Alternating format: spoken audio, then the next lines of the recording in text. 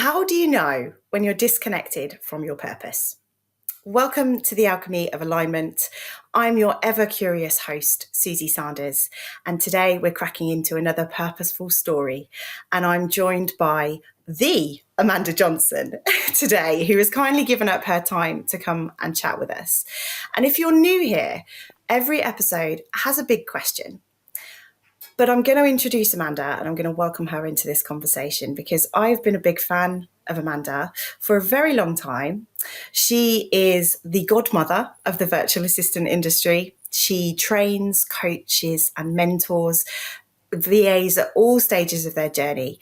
And she's also involved with the UK Virtual Assistant Awards and conference. And all of this was built from a very I'm not going to put a time frame on this, Amanda, but you were you had a military career for a long time before your business as well. So, Amanda, welcome to the show. Thank you for being here. Thank you for having me. I'm a bit worried about the Amanda Johnson and the godmother, but I'm sure we'll explore those things.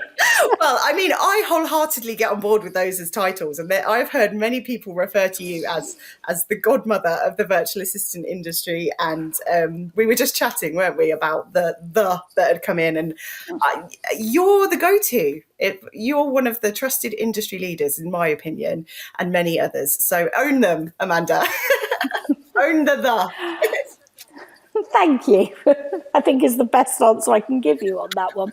But I love the phrase trusted leaders, because actually that is something I want to be, is that trusted leader, that go-to person that somebody feels safe enough to come and ask any question, whether they think it's a silly question, because nothing ever is a silly question, through to the question that I've answered a million times and one sort of thing. So yeah, I'd much rather somebody ask than worry about something. Yeah.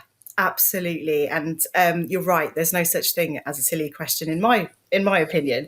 So to kick off this conversation then, Amanda, how do you know when you're disconnected from your purpose? A few years ago, I wouldn't have known the answer to that question, in all honesty. And in about 2016, I read a blog post which was by a guy called Chris Brogan. And Chris Brogan sets 3 words for the year every year, and he calls them his guiding principles. And they're not words in the sense of, lots of people say, oh, my word of the year is this, and it's just a word, and nothing ever happens with that word. It's just a word. Whereas what Chris was saying is he puts every decision, whether personal or business, through the lens of those 3 words. And actually 2016, 2017, I think I just had words. They didn't really mean anything to me. But over the years, and I've been doing this exercise now 8 years, 9 years, 2025, 9 years.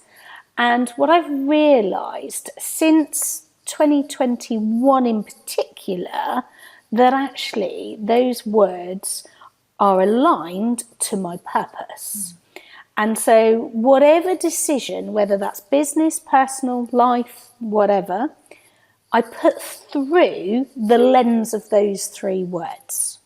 And that keeps me knowing that actually, yes, okay, I'm on track with my purpose, my beliefs, my core values, all of those underpinning things, but actually they sit there through the lens of that.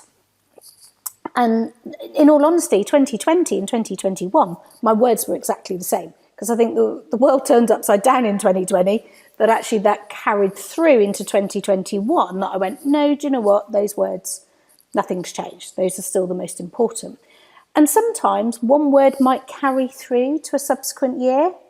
And other years, literally the words will just go, ping, that's your words for next year. So, oh, okay, all right then, where did you come from? So it really depends what's going on in life to be able to choose those 3 words. But actually, I put everything through the lens of those 3 words. So if something suddenly feels a bit out of alignment, it's like, oh, okay, hold on a second. Did I put it through the lens of those 3 words? Or did I accept it because ego said to me, oh, that'd be a really good idea? And often the ego is not in alignment with those 3 words. So I know that was quite a long answer, but I don't know if it makes sense. It makes total sense, Amanda. And I love the depth there. And I love that putting the action there as well. Because I'm with you. I always shied away from the word of the year thing because it just didn't feel like Me it was too. meaningful to me. But it's interesting that the part you mentioned there about putting things through the perspective of those words, like that's the meaningful part for me personally.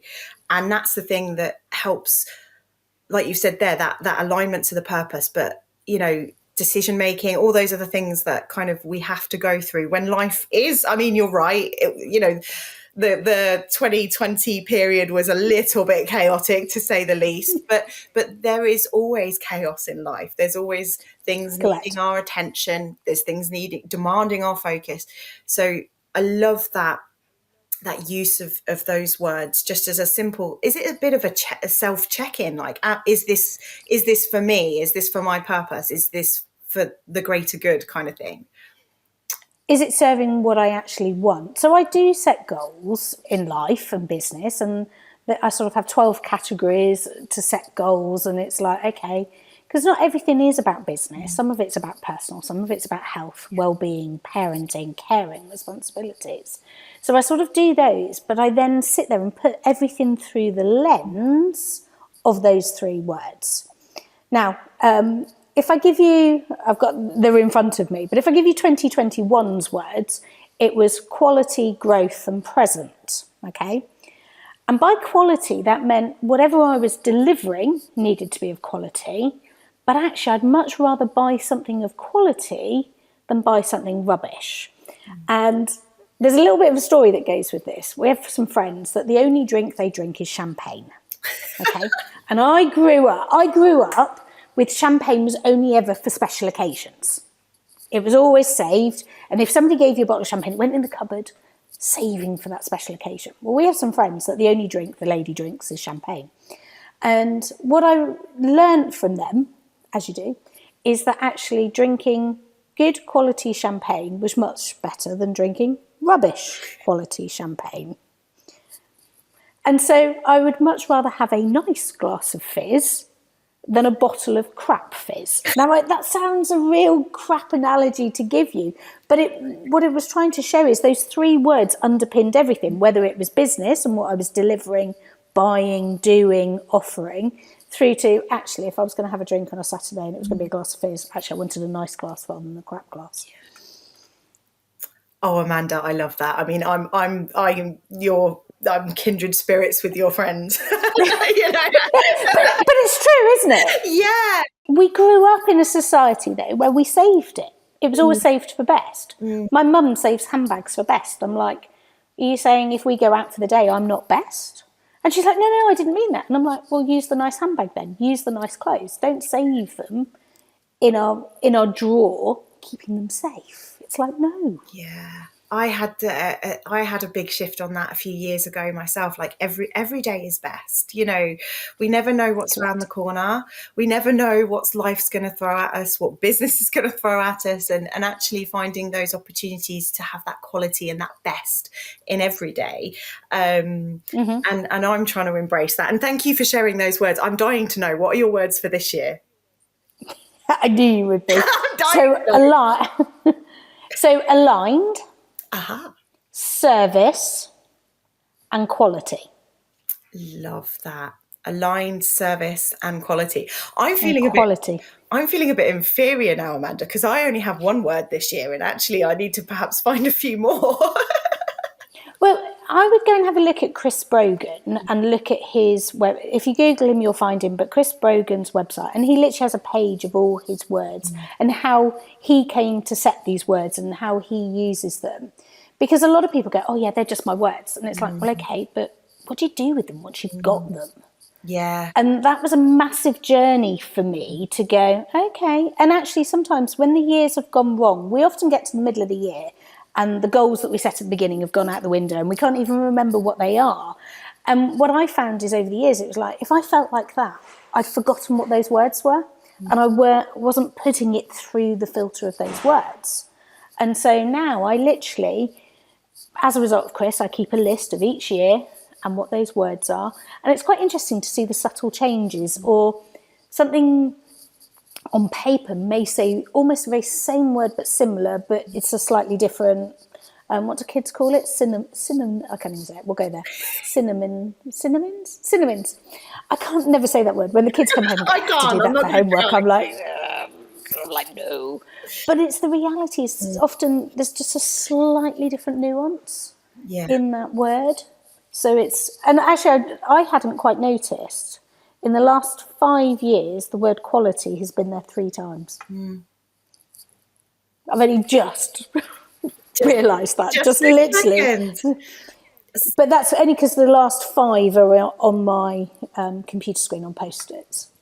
So quality is a big driving force then for you. I mean, I knew that anyway, Amanda, but that's huge. And I love that example for many reasons of the champagne, because it does work in every aspect of life, doesn't it? Life, business, and you know, one thing I mentioned, I missed out of the introduction. We're both mothers, we're both wives as well, and there's all of that part of our lives that you know, we are our business, in the sense of all these different things, these different hats, these different parts, they all interlink and impact on others, don't they? And I love that use of the word across all elements of life. So thank you for sharing that with us. And I'm curious, because you know, if you're a regular listener, and I know Amanda knows this, I'm all about the purpose. It's my favourite word, and it's something that I love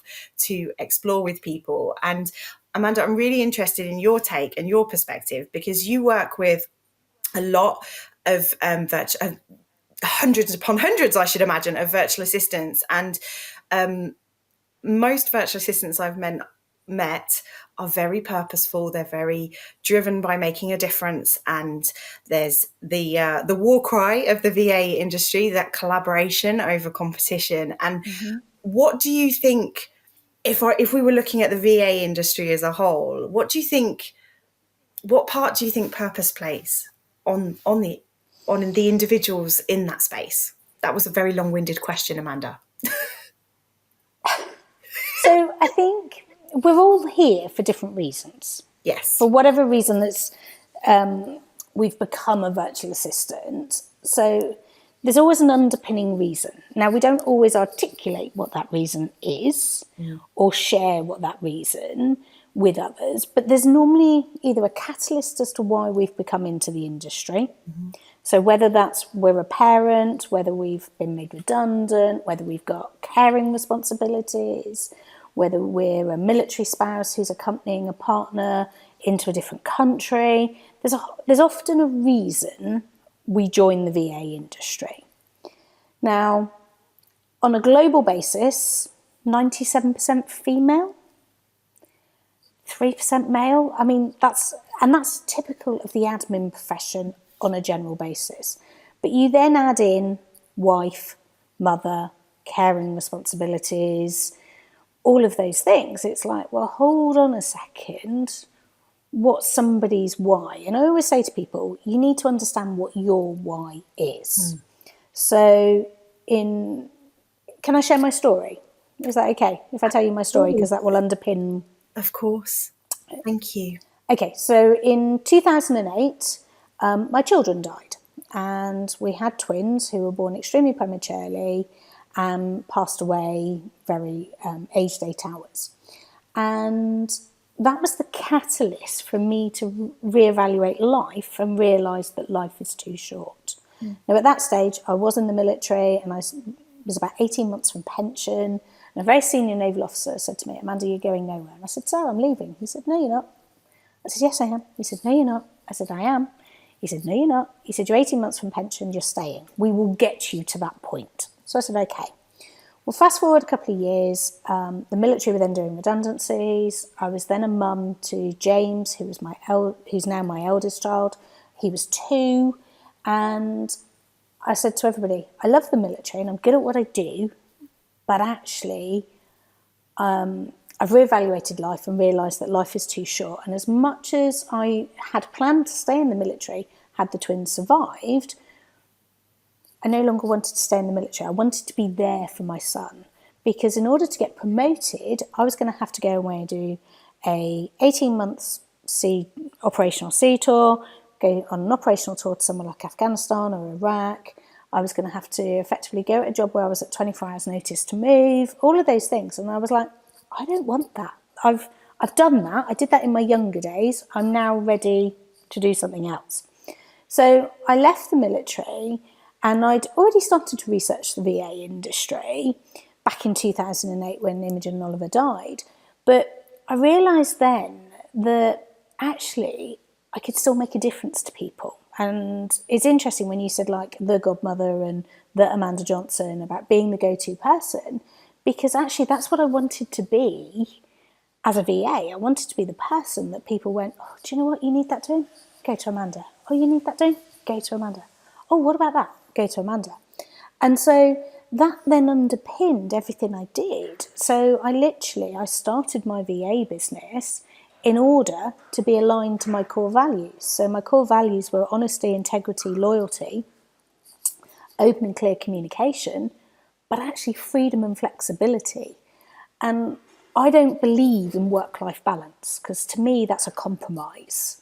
Whereas if we have work-life integration, actually we're making conscious decisions based on the information around us in order to do what we want to do. And so for me, it was about having the freedom and flexibility to be there for my family, but still have my own identity, still earn money, still have a purpose, being able to make a difference to others. Yeah. So there's a long answer there, but hopefully that helps. And such a beautiful answer, Amanda. Thank you. And I do just want to recognise your openness and your courage in hearing you speak in that way about that catalyst and those realizations that you had. I was sitting here with goosebumps. So thank you for sharing that part of your journey with us, and so much that I feel like I could hear going off in my brain as I was hearing you speak then as well. But yeah, that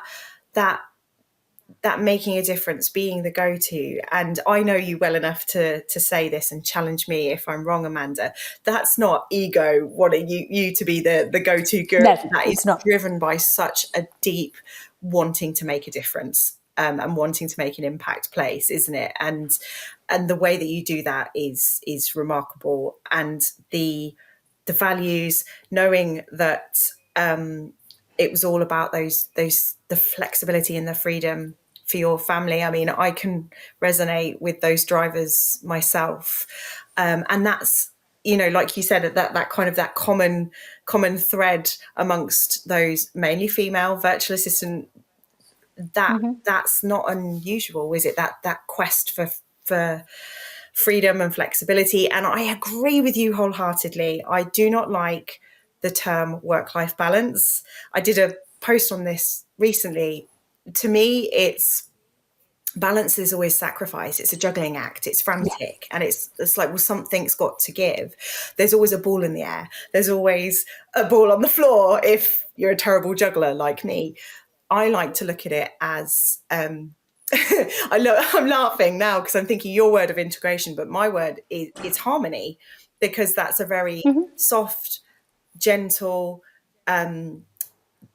inspiring, joyful thing, as opposed to it have to be this frantic juggle. So for me, I'm always looking at my work-life harmony, how the parts fit together, how it all makes a bigger sound or a bigger feeling or a bigger sense.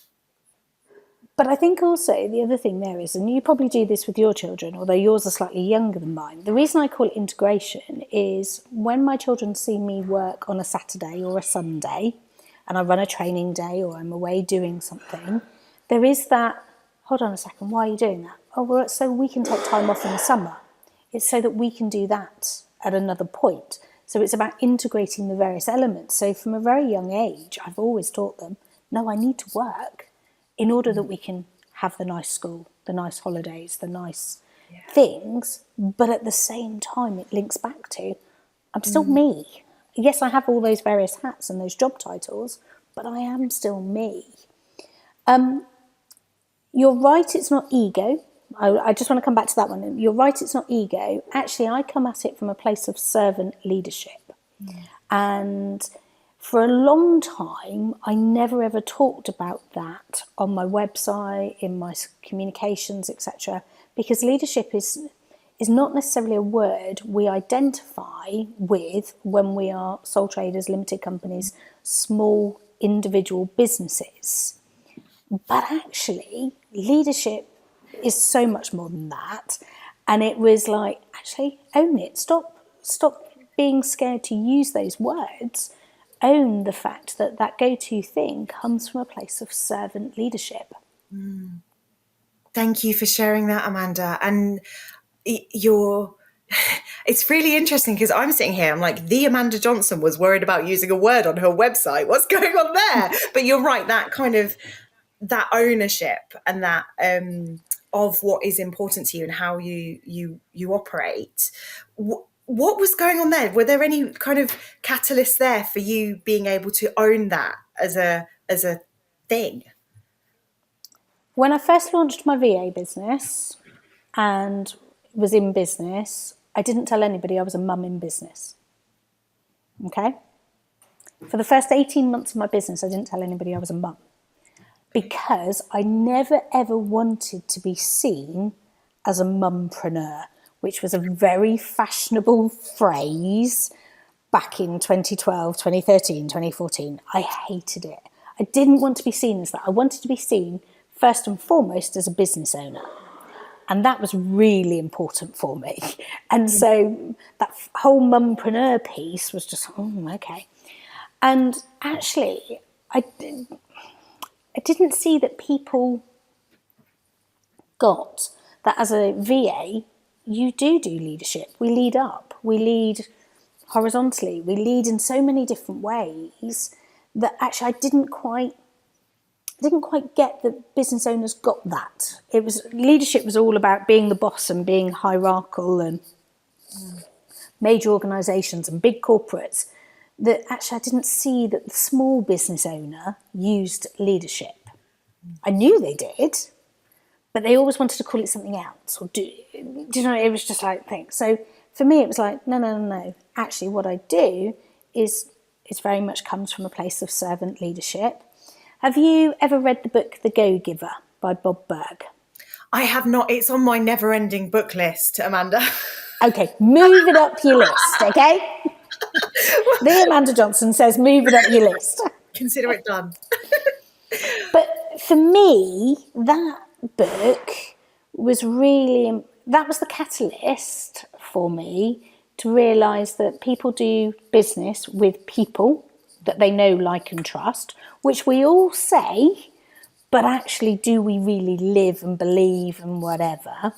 And so for me, when I take Bob's 5 laws and then add them to my core values, it's like, okay, that's what this looks like for me as a business owner.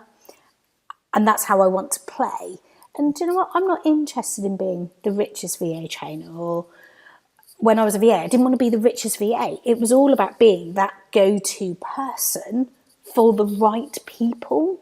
Yes. And so they're almost like converging circles that sort of merge and blend. And what's it, a Venn diagram, when you've got your 3 circles and it's that middle happy place. That's where I wanted to be. Oh, Amanda, I love that. And I just have to pick up on what you've said there about that mum-preneur term. I mean, thing. I pride myself on being quite non-judgmental. There's a time and a place, and you say there about that right place. We all align to things differently, but that always made me feel a bit, because it felt like it devalued our roles as mothers, and it devalued our roles as business leaders. And I'm the same as you. I think I've always wanted to be seen as a credible, trusted business person. You know, I am a mother. That's the most important thing to me. But I can have and be both, and then some. Correct. And that's why I think I was always like, so that's interesting. And I think it's not a podcast episode without a book recommendation. So thank you for bringing that one into the mix. And I was joking. My one of my friends wrote a book, and he'd sent me a copy that arrived this morning, and I'm like, I'm so grateful to him, because it's all my favorite things in a book, and I'm really excited to read it. But I've put it like my reading list, Amanda, my actual physical books to read is far bigger, far bigger than the books read, I am sure. But it's you said something earlier in the conversation that I kind of want to come back to, in the sense of, we all have our own purpose and our own catalyst and our own life stories. And it's about owning that, embracing that, and embodying that. You said there, know, like, and trust. Like, absolutely, people do business with those that they know, like, and trust. But yeah, how do we live that? Is that something that you think people, small business leaders, owners, whatever they like to call themselves, do you think that's something that they struggle with? I think in the beginning, Yeah. yes, because, or it depends why they're coming into this. So often the people I see that struggle with this, and this was me, is I launched my VA business. I came from an industry where I was very good at what I did, but I came out into the real world and I suddenly had to go and find clients. And I was just like, well, I'm good. Of course you're going to buy me. I know how to do this and that and the other. Why are you not buying? And then you come at it from a place of desperation, because you're thinking, I need clients, I need money, I need to pay my bills, I need to do these things. Perhaps I wasn't so good. Perhaps everybody lied to me in my previous role. Perhaps I wasn't the bee's knees or whatever. And so that whole imposter syndrome piece kicks in, and then the desperation piece kicks in, and all of a sudden we're in that sort of self-propelling cycle of going downward and not going anywhere. So it's like, okay, stop, break the mold. And actually, that book, The Go-Giver, is the book that broke the mold for me. I read it, and I love to read, but I read it almost like it's a small business parable, couple of hours read, and I read it like a story. And I got to the end of it and went, okay, now I need to read it. And I literally went back to the beginning straight away. I literally read it in a couple of hours, and then I went back to the beginning and I went, okay, what's the thing I need to learn here? Oh, okay, stop selling and build relationships. And that has something now that underpins everything I do. I would much rather give somebody that help, that advice, that guidance, serve them so deep that when the time is right, they will reach out to me. And that may be a year down the line, it may be 2, 3, whatever, but at the right time, the right people will know I'm the right person for them. Yeah. Oh, I align wholeheartedly to that. I really do. And I'd like to it's building relationships, and that cycle that you were talking about when you explained that so eloquently. And it's I believe everybody goes through that kind of rite of passage shitstorm, shall we call it, when you're kind of creating all of that. And it's that breaking the mold moment. And I know I'm very relationship based in the work that I do. And I think actually that you've described there, that kind of selling and that imposter syndrome cycle, I believe, challenge me if you disagree, Amanda, that's why the startup rates, survival rates for small businesses is so shockingly low, because that's going on. I think that's the main, I mean, there's obviously lots of other contributing factors, but I think that would be a very significant reason. Would you agree? I would absolutely agree. And I think it underpins for so many that initial thing. And there are people out there who say business is easy. Well, no, business isn't easy done well. It might be easy if you're not putting everything into place, and also the other thing is, don't ever compare your start to somebody else's start, middle or end. I mean, I sit back and look and think, I remember the hours I spent agonising over the name of my business, because I wanted to get it right and to get it perfect and to get it meaning something. And I mean, literally, it stopped me, I'm going to say a couple of months in that sort of, well, I can't tell anyone I'm a business owner because I haven't got a name. And it's like, actually, there's a whole raft of other things I needed to sort first of all before I did that bit. There is something else that just came into my head, which is all too often we go straight into selling instead of marketing. But I don't just mean marketing, I mean building relationships. It's that understanding ourselves, but understanding the person that we're talking to and what their pain points are and all of that. Straight often we'll come out and we'll just go, buy this. And it's like, oh, nobody's buying. Why are they not buying? Well, the reality is we've just come and sold to them. And I think that, though, is linked sometimes to how we're brought up with either thoughts around money, but also our thoughts around buying and selling. So if you and I were to meet for the first time and you immediately sold to me, do you know what? I'm never going to buy from you because you haven't taken the time to get to know me, to like me, to trust me, and that relationship piece. Whereas if you've allowed me to build that relation, ask questions and all of those sorts of things, and not said to me, oh, here's my product, buy it. Do you know what? I'm more likely to buy it there and then because you haven't sold to me. 100%. And you, not only are you more likely to get that sale, but you're more likely to have a brand advocate and somebody that will champion you. And I fundamentally believe that success in business comes down to understanding people, human behavior, understanding ourselves and understanding others and being able to connect and communicate. And I could keep you here all day, Amanda. I'm going to have to wrap this episode up. But before we do, I would love to share a very brief story, if I may, about my first networking ever, my first networking meeting. And there's two parts to this. There's three parts to this. Three parts. Firstly, I almost threw up. I was that nervous about having to stand up and speak. I had to physically go to the toilet because I thought I was going to be sick. The second part, somebody asked me how I make the coffee virtually, which I think was a joke. And I was proud of myself for, as a virtual assistant, how would I make the coffee for people remotely?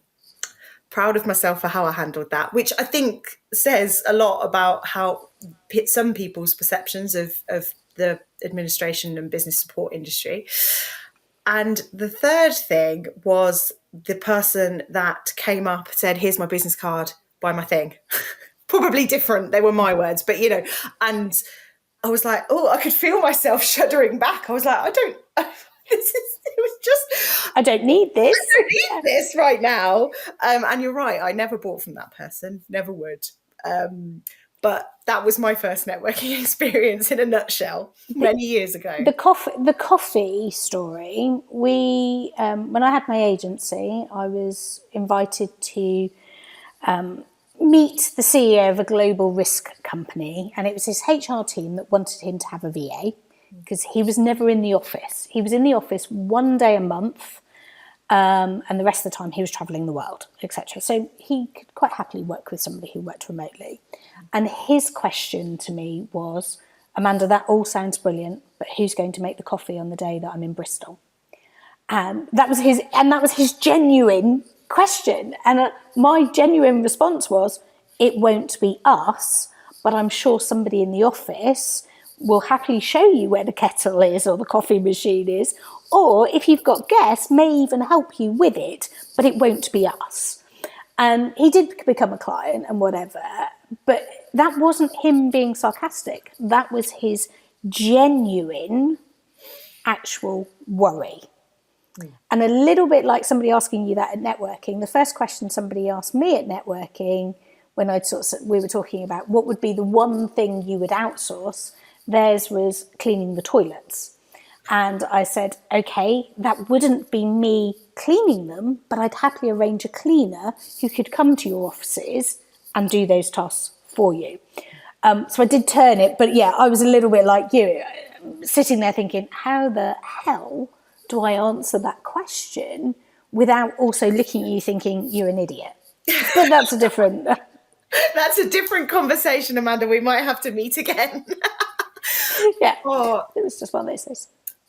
The Amanda Johnson, thank you for being here, sharing your journey, your purpose, your words, your wisdom. I really do appreciate it. And thank you to you for listening as well. I would love to hear what your first networking experiences were. I think we could start a conversation around that. But equally, it'd be great to know what you've taken from this episode. So, Amanda, I'm not going to put you on the spot and ask for some parting wisdom unless there's anything you particularly want to share. She says, thinking. No, I think put your big girl knickers on, JFDI, be the boss, Yes. do the things that are right for you, that are aligned with your purpose and your values. Don't shy away from them. Perfect. Thank you so much. I'm signing off. Suzy Sanders with her big girl knickers on, and Amanda, I will speak to you soon. Thank you for being here.